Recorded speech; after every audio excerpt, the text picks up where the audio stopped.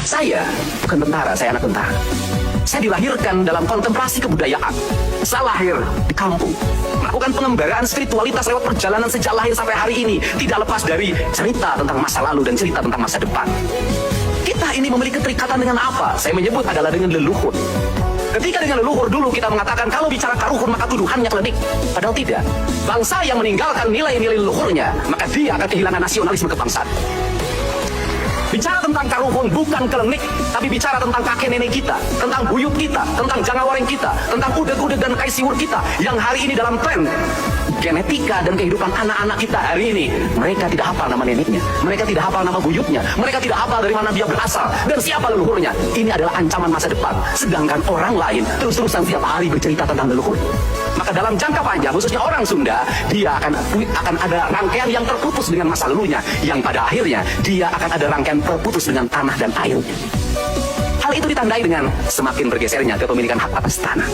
Orang-orang Sunda tidak lagi terikat dengan sawahnya, dengan mata airnya, dengan gunungnya, dengan mudah melepasnya. Menukarlah dengan mobil, dengan motor, dan berbagai aksesoris lainnya yang habis dalam jangka pendek. Apa ancaman masa depan? Kemiskinan akan menjadi ancaman masa depan bagi masyarakat Jawa Barat. Kenapa? Hak kepemilikan atas tanah semakin sempit. Perspektif inilah yang saya terjemahkan dalam kerangka berpikir. Saya katakan manusia Indonesia seutuhnya disebutnya nasionalis sejati, kata Islam disebutnya insan kamil, kata orang Sunda rawayan jati. Songo nyurup kanapu. Siapa seorang nasionalis? Mereka yang dirinya bersenyawa dengan tanahnya, bersenyawa dengan airnya, bersenyawa dengan mataharinya, bersenyawa dengan udaranya. Ketika terjadi persenyawaan, saya belajar dari Kopassus bahwa orang prajurit yang bersenyawa dengan tanah dan air dan udara dan mataharinya, ketika di hutan dia seperti hutan, ketika di air dia seperti air, ketika di laut dia seperti laut. Maka dia orang yang tidak bisa dideteksi oleh musuhnya, dia bersenyawa seluruh semestanya. Dan itulah spirit prajurit Kopassus tersejati.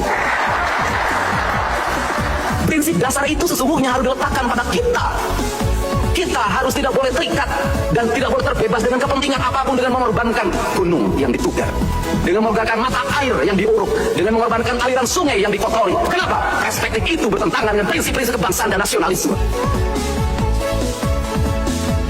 Kalau dulu kita memerdekakan agar bangsa ini utuh hutannya, utuh tanahnya, utuh airnya karena dikuasai oleh kolonial. Kenapa kita hari ini dengan mudah melepaskan gunung-gunung itu?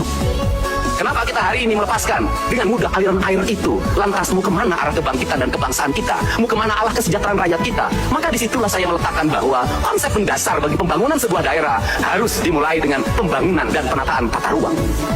Konsepsi tata ruang, saya jelasin. Saya bangga terhadap leluhur Sunda. Kenapa? Leluhur Sunda memiliki konsepsi mendasar tentang pembangunan nasional. Dan orang tidak tahu itu.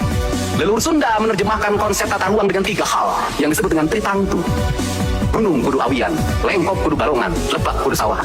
Ketika gunung kudu awian, maka berapa luas hutan di Jawa Barat hari ini? 18%, itu pun dalam keadaan rusak. Ancaman bencananya tiap tahun, Garut, longsor, banjir, ancaman gempa bumi. Dan kemudian di Bandung ini ada ancaman besar setelah saya teliti. Ketika puncutnya semakin gundul, suatu saat ada gempa dengan kekuatan tinggi, maka tanahnya akan menguruk Bandung. Air jatuh, maka akan meledak air bah. Cirata dan Jatiluhur tidak akan sanggup lagi menahannya, maka jebollah ke wilayah utara. Ini yang tidak pernah menjadi kesadaran pemimpin. Maka dimulai dari mana membangun ini? Selamatkan mata air, selamatkan gunung-gunung, selamatkan daerah-daerah gundul. Jangan terus-terusan dilakukan eksploitasi. Kenapa? Ini adalah sesuatu yang harus dititipkan bagi anak cucu kita ke depan. Ini adalah kerangka kebangsaan yang harus kita bangun. Untuk itu, lahir dari apa? Melahirkan apa? Maka secara konsepsional, nanti rumusannya saya katakan, sekolah yang ada di gunung, maka seluruh materialnya harus ada di tempat itu. Maka nanti akan lahir gedung-gedung kantor berbahankan bambu.